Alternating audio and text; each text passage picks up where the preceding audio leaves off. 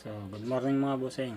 Ang gagawin natin ngayon ay iPhone 7 Plus drop unit. Okay? Nalaglag ng kanyang anak. Then, nawala ng power. Ayan. So, saksak natin yung puwitan. Titingnan natin. Ganito lang yung lumalabas niya. Ito.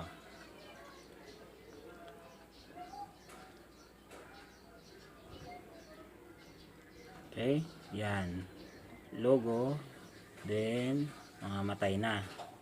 So, usually sa mga drop unit, ito talaga yung mga unang tinatamaan. Kung hindi aangat yung battery, so, ang problema niya minsan sa kanyang NAND IC. So, ang una talaga nasisira nito yung NAND IC kasi napakanipis.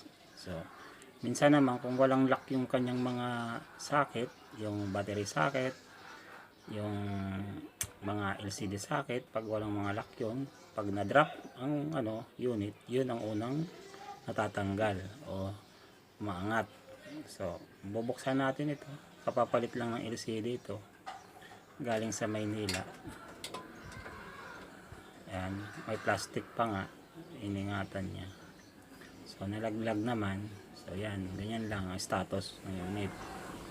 So, bubuksan natin, titingnan muna natin. Kasi, I'm sure hindi ito madadala sa reprogram o restoring kasi mukhang may problema sa loob. Baka mas lalo pa natin masira. Baka i-restore natin. So, bubuksan natin ngayon. Visualize natin, siswertehin tayo kung madala lang ito sa repair o kayong pag-fix ng mga socket. So, walang tornilyo yung kabila. Isa lang yung tornilyo nito. Okay? So, buksan natin.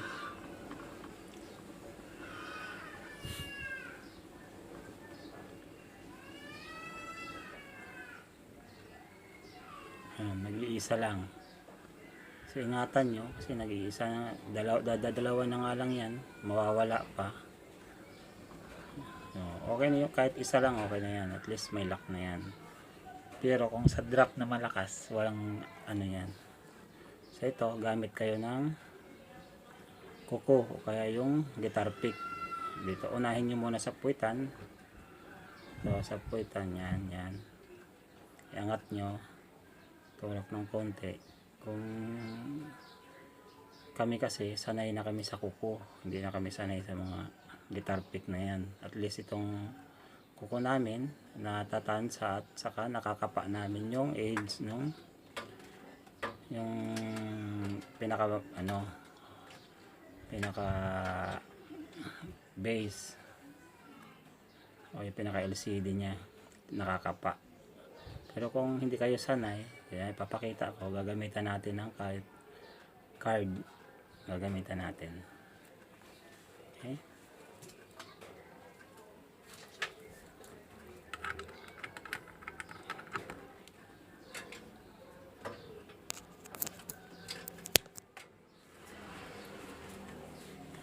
Ayan, dahan-dahan lang, angat mo. Kung nakaharap sa'yo, yan, kaharap, nasa left side yung unahin mo. Kasi, ang pag-angat nito, naka-slant from left side to the right. Angat, okay? Dahan-dahan, angat.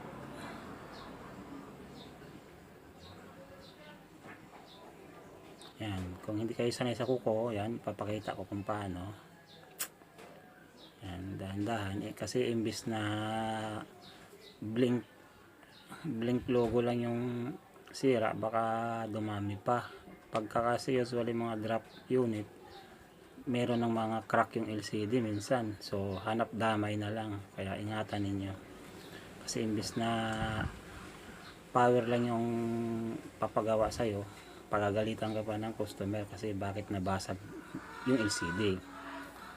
Kasi yung mga na-drop drop unit, yun talaga yung problema niya.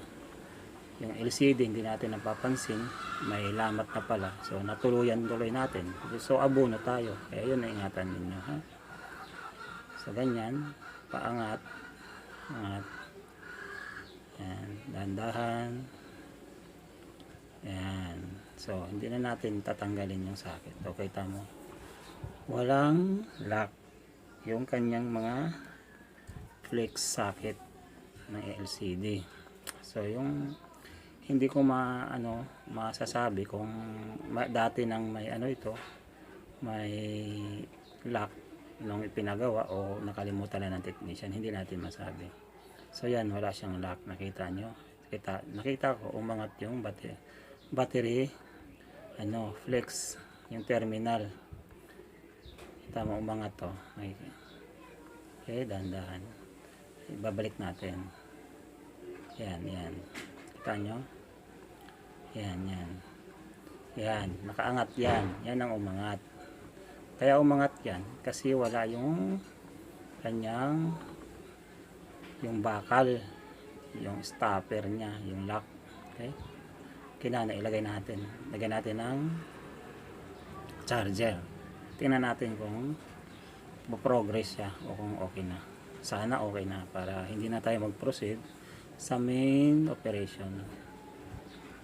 Okay, I hope so. Okay na.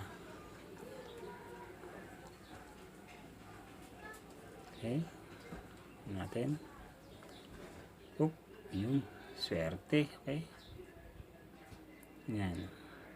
Wala, may password nga lang kaya hindi natin ma-check yung ibang features sa loob o kaya yung program. So napipindot naman, nata-touch naman. Yan, nata-touch. Yan. So ang problema lang talaga niya yung lock.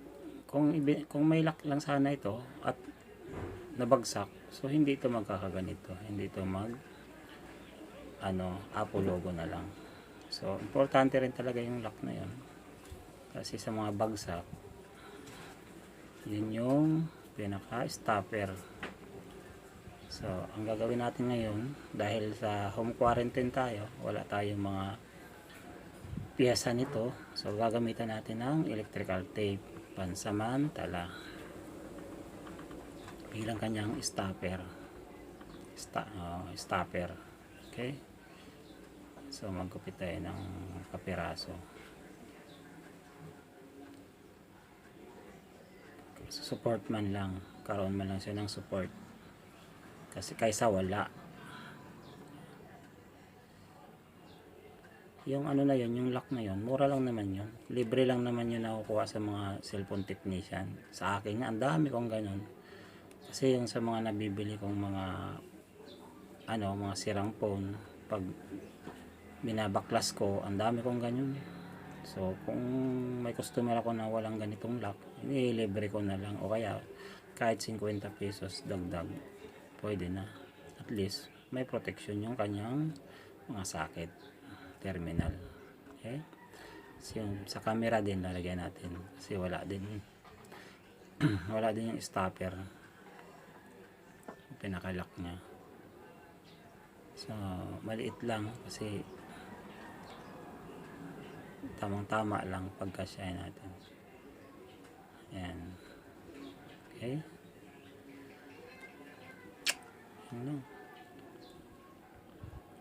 natin. Tamo, yung LCD bago pa lang. Yung LCD nya, yun yung mga class A. Kasi ang original niyan, kulay black. Pagka ganyan, may red. Yan, mga class A yan. China. Pero okay na rin yan. Na yan, replacement na yan. Mas mura ng konti yan kaysa sa original. Matibay din kasi nabagsak ko. Hindi nga nabasag eh. Okay. Okay, sasarado na natin. Pag sarado, parang pinto, yun o. Yan. Unahin mo yung sa taas. Testing muna natin yung touch nya. Gumagana. Saka charging yan. Charging. Ayun. Halos full charge pa nga o. Okay, assemble na natin. Hindi na natin matis yung ibang features kasi may password. Hayaan na natin yung may-ari. So bigyan na rin natin siya ng warranty, mga 1 buwan warranty nito.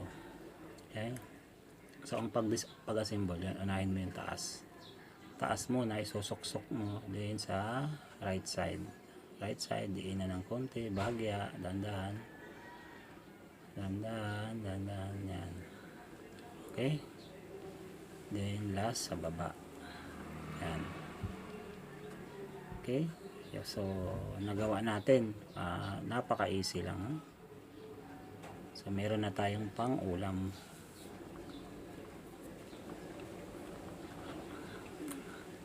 Ito yung mga customer ko, ito lang ang mga ka-subdivision ko lang, mga nagchat-chat sa akin. Pag nag-chat sa group page namin, may post ako doon, pag nabasa nila yun, sinat-chat ako, tapos pinipick up po sa bahay nila. Yun, dito lang naman, malalapit lang naman.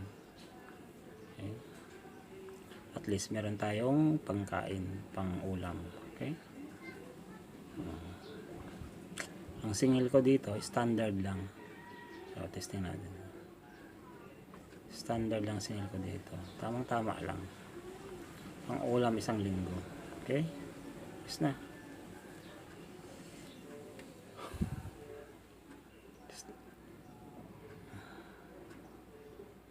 Okay,